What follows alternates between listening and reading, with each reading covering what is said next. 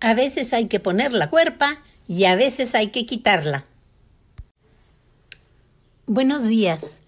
Lamento no estar con ustedes en persona y más en un encuentro llamado Poner el Cuerpo en Latinx América, pero a veces quitar la cuerpa también es una forma de expresar nuestro desacuerdo.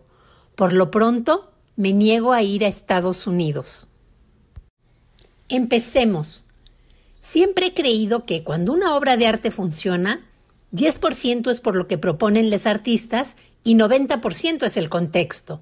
Lo mismo pasa con su reconocimiento. 10% del estatus de ícono que ha logrado Frida Kahlo se debe a sus aportaciones y el resto a los múltiples contextos culturales, políticos y sociales que ha penetrado. Y los contextos cambian, como las olas del mar, van y vienen. En este sentido, pienso que Frida ha sido una extraordinaria surfeadora cultural. La primera ola, las redes íntimas y el reconocimiento de sus pares. Ante todo, soy fan de Frida. La conocí de niña porque mi mamá me platicó de su obra y me llevó muchas veces a la Casa Azul. Por cierto, su museo, que abrió en 1958, fue el primero dedicado a un artista en México. También crecí con las leyendas del tumulto en su última exposición en la Galería de Lola Álvarez Bravo y del escándalo en su velorio en Bellas Artes. Siempre la he tenido presente. Después supe que, cuando doña Lola organizó esa muestra, los coleccionistas no le querían prestar sus obras por no desprenderse de ellas. Y obvio, sé de la admiración que le tuvieron en vida intelectuales, artistas y políticos, desde Concha Michel o Chavela Vargas hasta Bretón y Trotsky. Pero también tenía el cariño y la complicidad de los Fridos, sus alumnos y de sus colegas. 2 años después de su muerte, se organizó el Salón Frida Kahlo, en el que participaron 40 mujeres artistas. El reconocimiento y el afecto son básicos para no ser olvidada. Para mí, la primera ola que agarra Frida, base de las subsecuentes, empieza con las redes afectivas que teje y culmina con el reconocimiento que logra en museos tras su muerte. Además de la Casa Azul, su presencia en otros espacios es contundente. Su cuadro Las dos Fridas llegó al Museo de Arte Moderno en 1966 y en 1977 se realiza la Exposición Nacional de Homenaje a Frida Kahlo en el Palacio de Bellas Artes. Ese mismo año, Raquel Tibol publica Frida Kahlo, Crónicas, Testimonios, Aproximaciones, y poco después, una nueva generación de artistas que ya no conocimos a Frida personalmente, como Magali Lara y yo, empezamos a hacer obra relacionada con ella en lo temático y en lo formal.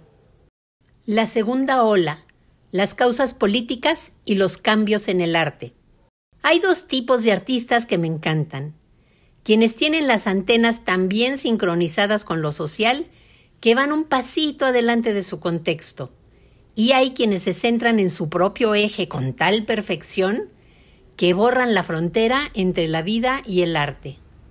Frida Kahlo ejemplifica ambos tipos, y esto ha contribuido a que sea el ícono que es, y también a que tenga tantos haters. Vayamos por partes. Las antenitas de Kahlo estaban tan bien puestas que su obra ha surfeado la ola de la cultura occidental por casi 100 años, sobre todo desde los 70, cuando se convierte en estandarte para muchas comunidades que reclamamos nuestra voz, como las feministas y los artistas chicanos, y de ahí pa'l real. ¿Que queremos hablar sobre el feminicidio, un tema tan urgente y doloroso en México?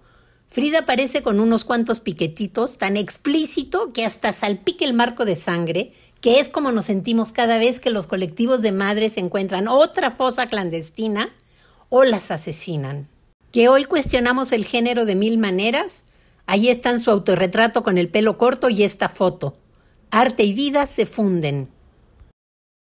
Que queremos hablar sobre la maternidad desde nuestras experiencias y no desde la mitología patriarcal, las obras de Frida nos hablan del nacimiento, de la imposibilidad de ser madre y del maternaje.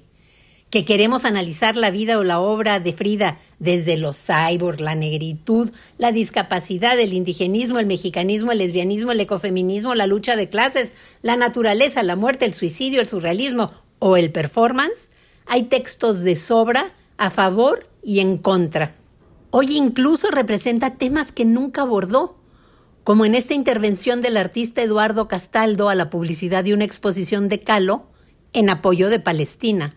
Pero Kahlo fue más allá. Se centró en su propio eje con tal perfección que su personaje atraviesa su obra y su vida. Sus autorretratos y las imágenes que le tomaron tantos fotógrafos son la documentación de este personaje. Y es tan atractivo que todavía fue un paso más lejos y creó lo que llamo un personaje plantilla. Todos quieren ser Frida. Es un poco como los papas o los reyes, que al morir uno, otra persona toma su lugar, pero con Frida es el mismo proceso, pero en formato masivo, interdisciplinario y democrático. Un ejemplo extremo. En los años 40, el fotógrafo colombiano Leo Matis empezó una serie de imágenes de Kahlo. No la terminó porque se peleó con Siqueiros y tuvo que salir del país. Pero regresó a concluir su trabajo en 1997, ya muerta Frida, vistiendo a la diseñadora italiana Angela Pintaldi como la artista. Frida ha muerto, ¡viva Frida! Pero hay muchos ejemplos desde hace décadas, como la película Frida, Naturaleza Viva, de Paul Leduc, de 1983, y la obra de teatro 13 señoritas, de Carmen Boullosa, del mismo año. En performance tenemos piezas como la de Las yeguas del Apocalipsis, de 1989, o la de Adolfo Patiño y Armando Cristeto como Frida Kahlo y María Izquierdo, de 1992. Como digo, desde cada rama del arte y la cultura popular, todas, todos y todes quieren ser Frida. En 2003 escribí el texto Cuando se convirtió Frida en Frida, en donde planteo que ella abre las líneas del performance de dos maneras: para quienes encarnan su propio personaje, como los anteriores, y para quienes crean el suyo propio, como Orlán. Germaine Greer escribió sobre la influencia de Kahlo en Orlán, al retratarse ambas en la sala de operación, y plantea que hacen lo mismo, solo que con diferente tecnología. En ese grupo incluiría a Marcos Curtix, que en su performance Serpiente desollada en el Museo del Chopo en 1992 muestra el video de una operación en la que le separan la piel del rostro. Por su parte, Elizabeth Romero realiza el performance Ciguayo, donde se acuesta desnuda sobre una cama en una posición que recuerda a Mi nacimiento, de Kahlo, con su vulva en primer plano, atravesada por espinas de maguey. También creó su alter ego, la doctora, ampliamente documentada por tantos fotógrafos que se realizaron 4 versiones de la exposición Encantadora que reunía esta documentación. Elizabeth compartía otra cosa con Kahlo, el cariño de quienes la amaban a ella y a su personaje. La tercera ola.